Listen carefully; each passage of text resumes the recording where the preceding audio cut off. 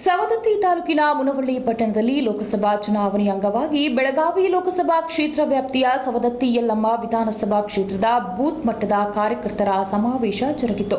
ಈ ಸಂದರ್ಭದಲ್ಲಿ ಮಾಜಿ ಮುಖ್ಯಮಂತ್ರಿಗಳು ಹಾಗೂ ಬೆಳಗಾವಿ ಲೋಕಸಭಾ ಕ್ಷೇತ್ರದ ಅಭ್ಯರ್ಥಿ ಜಗದೀಶ್ ಶೆಟ್ಟರ್ ಅವರು ಮಾತನಾಡಿ, ಬೆಳಗಾವಿ ಜನತೆಯ ಪ್ರೀತಿ ಕಂಡು ಸಂತಸವಾಗಿದೆ. ಕಾರ್ಯಕರ್ತರ ಉತ್ಸಾಹ ನೋಡಿ ಇನ್ನೂ ಹೆಚ್ಚಿನ ಪ್ರವಾಸ ಮಾಡುವ ಮೂಲಕ ಪ್ರತಿಯೊಬ್ಬರನ್ನ ತಲುಪಲು ಪ್ರಯತ್ನ ಮಾಡುತ್ತೇನೆ ಎಂದು ತಿಳಿಸಿದ ಜಗದೀಶ್ ಶೆಟ್ಟರ್, ಮಾನ್ಯ ಪ್ರಧಾನ ಮಂತ್ರಿಗಳಾದ ಶ್ರೀ ನರೇಂದ್ರ ಮೋದಿಜಿ ಅವರನ್ನ 3ನೇ ಬಾರಿಗೆ ಪ್ರಧಾನ ಮಂತ್ರಿಗಳಾಗಿ ಆಯ್ಕೆ ಮಾಡಲು ನಾವೆಲ್ಲರೂ ನಿರಂತರವಾಗಿ ಶ್ರಮಿಸೋಣ ಎಂದು ಮತಯಾಚನೆ ಮಾಡಿದರು.